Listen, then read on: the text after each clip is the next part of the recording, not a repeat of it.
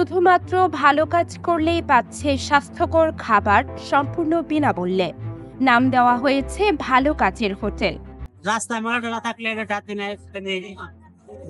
মানুষের ভালো রাস্তা দেখাই দেয়, মানে রাস্তা দিয়ে চলে যায়, এটা কোন দিকে রাস্তা। খাবার খেতে কোনো টাকা লাগে না, তবে শর্ত হচ্ছে একটি ভালো কাজ করতে হবে। প্রতিদিন কমপক্ষে 500 থেকে 600 মানুষ গ্রহণ করেন খাবারের তৃপ্তি। খাবার পরিবেশন করার আগে অনুপ্রেরণা জাগানোর উদ্দেশ্যে খাতায় লিপিবদ্ধ করে রাখেন ভালো কাজের বিবরণ। ভালো কাজ প্রত্যেক দিন দিয়ে একটা করে, যেমন একজন প্রতিবন্ধী মানুষ, ওকে কুকুরে কামড়াইছে, আমি ওকে নিয়ে হাসপাতাল যাতায়াত করি। তারপরে আরো মানে মানুষ বিপদে পড়লে দেখা যায় একটা প্যান কার্ডের নোট দিয়ে টানতে পারতেছে না, ভিসি দিয়ে ফেলে দিই। যদি কেউ ভালো কাজ না করে খেতে আসেন, তাকেও খাবার দেওয়া হয় এবং পরবর্তীতে ভালো কাজ করার জন্য অনুপ্রেরণা দেওয়া হয়।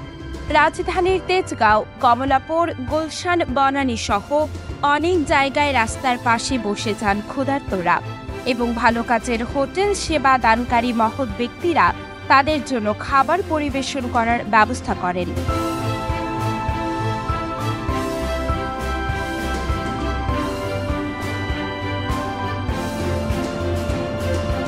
নেই কোনো হোটেলের মতো চেয়ার টেবিলের ব্যবস্থা, তবে ক্ষুধার্তরা এতেই মহাখুশি, কারণ মানসম্মত খাবার পাচ্ছে, তাও আবার সম্পূর্ণ বিনামূল্যে।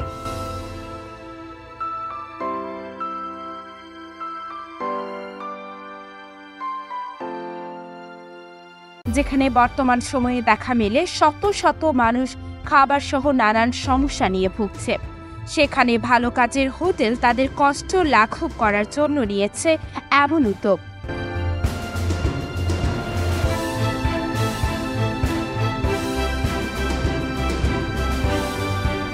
ভালো কাজের হোটেলের প্রধান স্বেচ্ছাসেবক জানান, ছোটবেলায় হুমায়ুন আহমেদ স্যারের সবুজ ছায়া নামের জাহিদ হাসান অভিনীত একটি নাটক দেখে উদ্বুদ্ধ হয়ে এই সিদ্ধান্ত। ভালো কাজের দিকে খুঁজে সে 10টা খারাপ কাজ থেকে বিরত থাকে, যেটা আমি মনে করি। যেহেতু চিন্তা করতে আমি ভালো কাজ করবো, কখনো খারাপ কাজের দিকে মনোযোগ যাবে।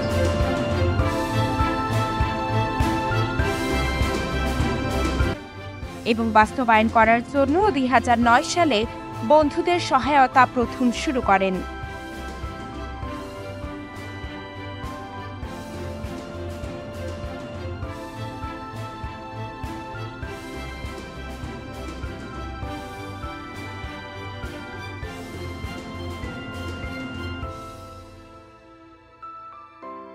চলুন আজকে শুরু করি একটি করে ভালো কাজ।